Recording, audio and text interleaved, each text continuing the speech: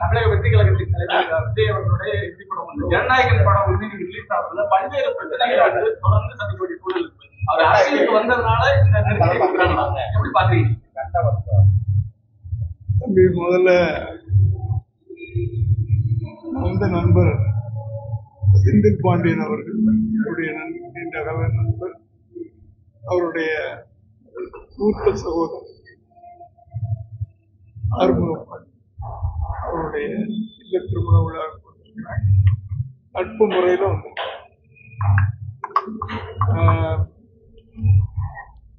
நீங்க சினிமாவை பத்தி கேக்குறீங்க. பொதுவாவே இன்னைக்கு ஐயோ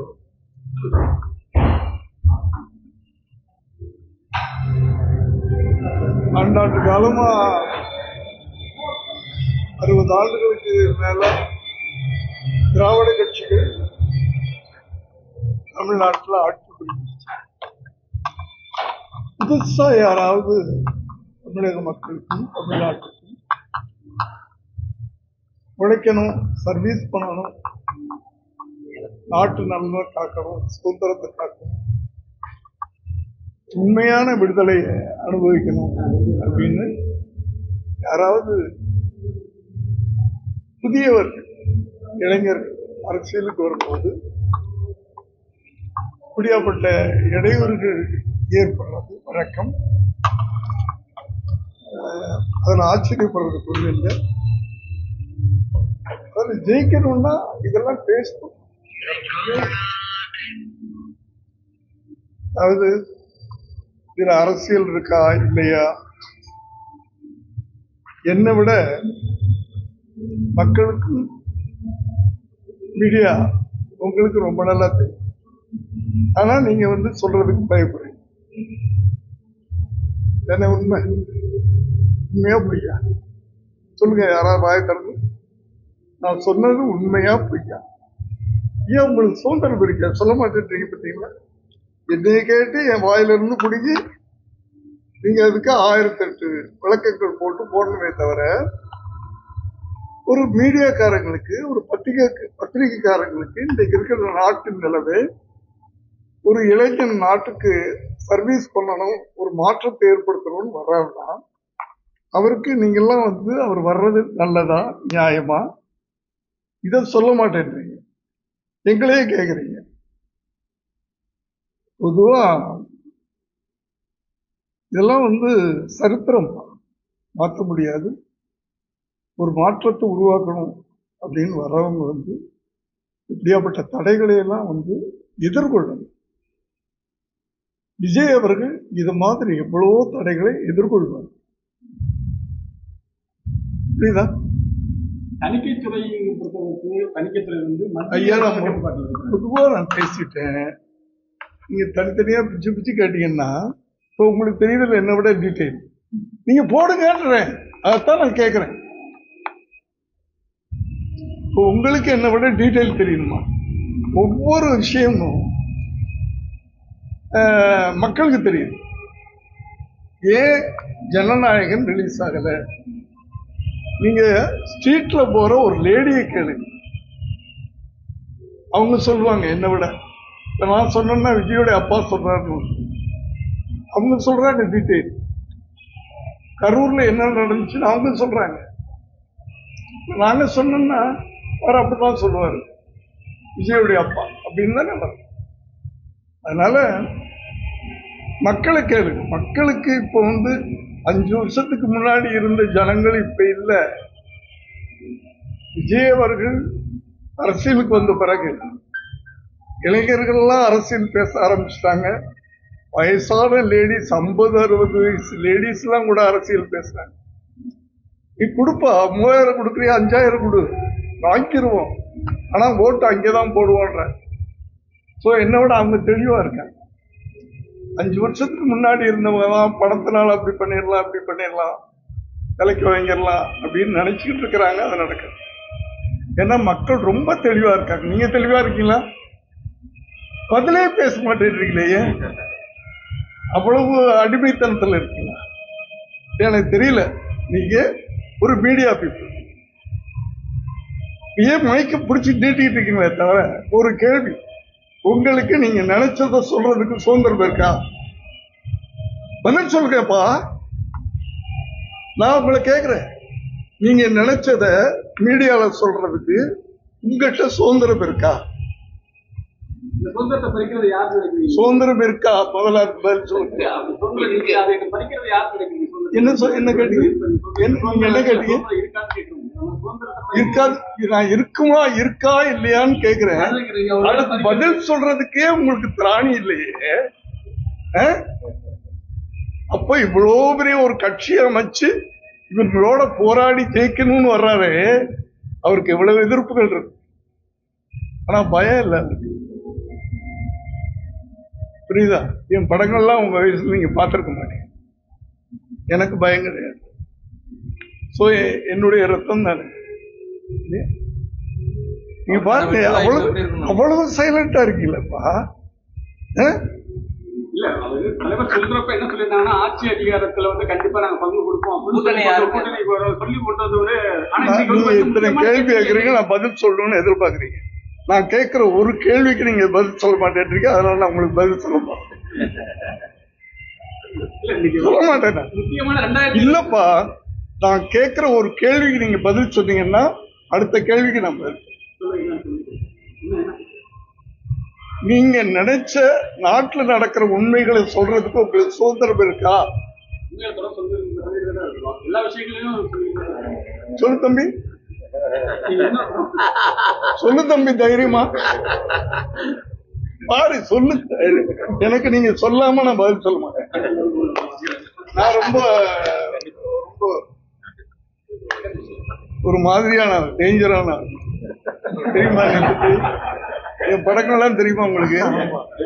அதனால நான் கேட்கிற கேள்விக்கு நீங்க ஒரு பத்திரிகைக்காரனா, ஒரு எழுத்தாளனா, ஒரு மீடியாக்காரனா பதில் சொல்க. நான் திருப்பி பதில் பாருங்க, எவ்வளவு சைலண்ட் ஆகுங்க. நானும் சைலண்ட்.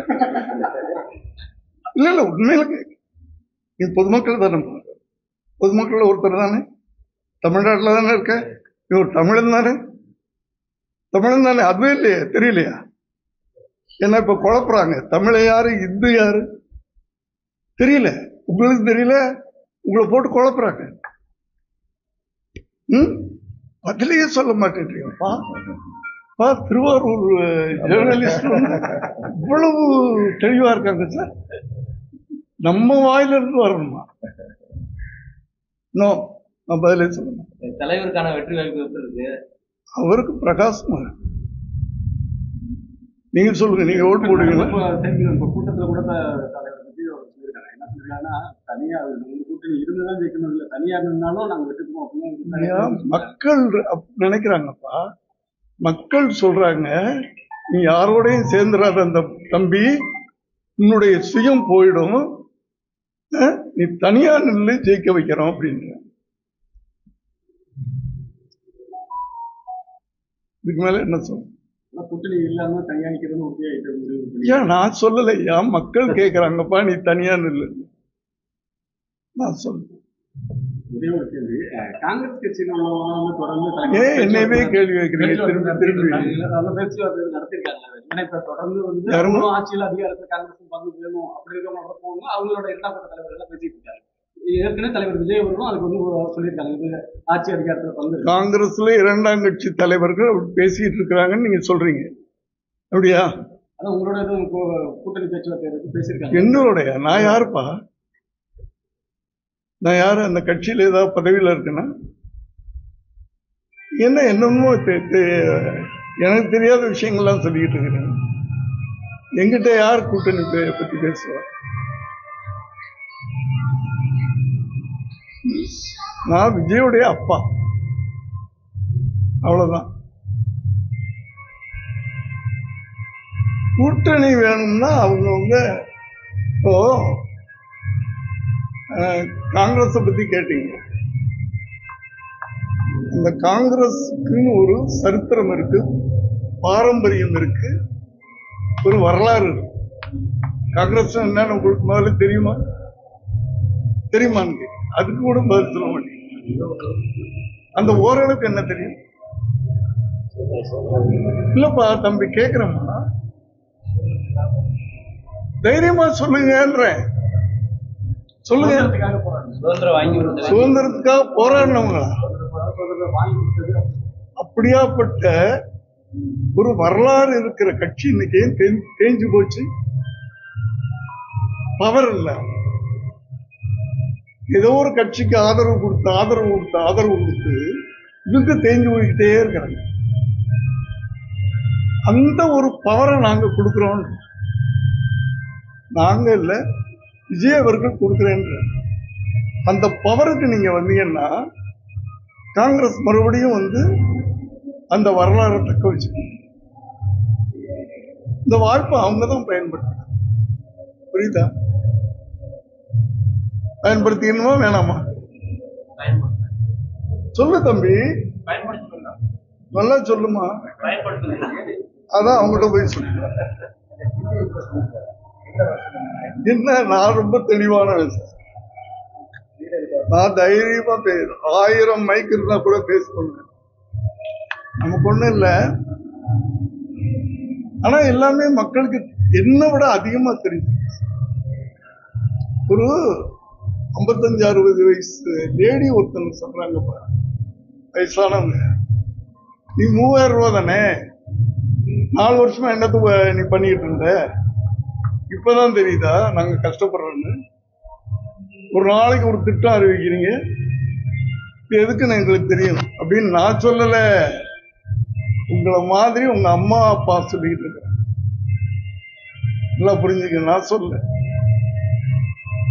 நீங்க என்ன பண்ணுவீங்க? நான் சொன்னதை சொல்லுவீங்க. எனக்கு சொன்னது உண்மை தானே.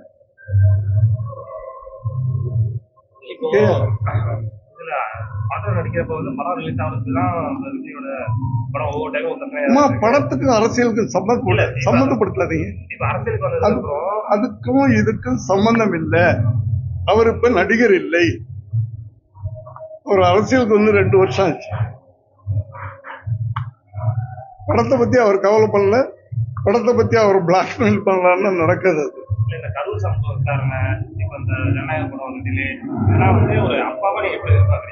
இது